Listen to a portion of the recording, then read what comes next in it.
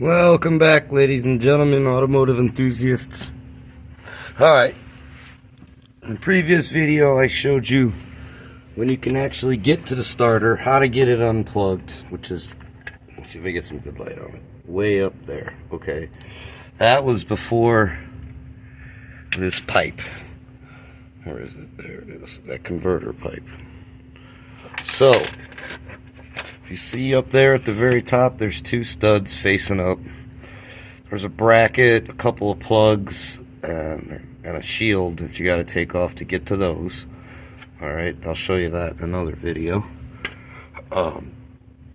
Now, that thing doesn't play. First of all, you're going to have to take the studs out. So, if the studs don't come out, you might as well just cut them and get ready to drill them out, because there's no possible way. The manual says pull the studs. And there ain't no other way you're getting those out of there without pulling the studs. Didn't get lucky, but they broke, and I cut them enough where I was able to get it off. But the trick is, you see this ratchet strap. You want to ratchet it up on the top side here, on this corner, the bottom corner. And there's a hole all the way back there. You can tie the ratchet strap to, and ratchet it back. You ain't got to get stupid, but ratchet it back, I don't know, ½ inch or so. And you got to lift the motor up about, I'd say 3/4 of an inch. The engine mount right there. There's a big hole in the frame. Look up, you'll see where the engine mounts are. There's another one over here. You can't see it inside there, but there's the mount. So, and then you can actually wiggle it in and out of there. Now when you go to put it back in, make sure you line up those studs up on top very well. Don't make the mistake I did and miss the stud and couldn't figure out why I couldn't get it in there until I looked up in there, and I'm like, I didn't get it in the hole.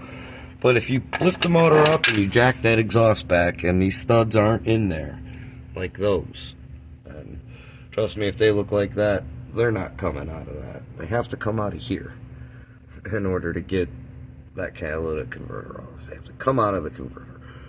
Otherwise, you have to drop the entire exhaust system. And I don't want to even have to touch that side, because I already know they're going to snap. So I had to figure out a way to sneak it out. I don't know if the manual says pull those studs or not, but without dropping that entire exhaust system, you're not getting those converters out. Anyways, thanks for tuning in. Likes are nice, subscribes are better, and I'm going to get up on the top side of this and show you. Well, actually, I can do it right now. You can see the studs. There's my light.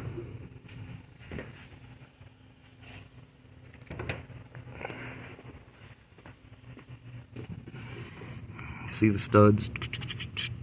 Now, there's a shield. It's got 3 bolts in it. It's right here.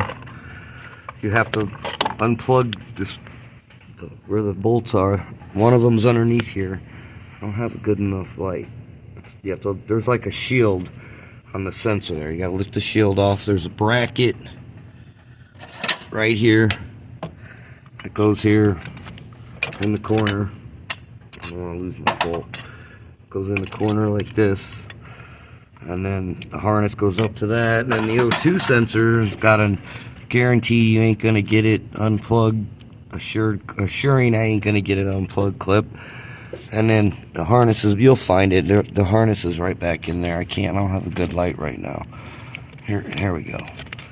It's pretty obvious. It's right there. And then it basically goes up against that bracket that you take off. So this one actually wasn't on there when I got to it, but I'll be sure to put it back. Anyways, so that's how you get this monstrosity Cadillac engineering design. That's how you get the starter off. After you take the manifold off, and now I just showed you the simplest way possible to get that manifold out of there. And trust me, it's not easy. So anyways, have a good night, folks. Thanks for tuning in. Subscribes are nice, likes are better. Have a good night.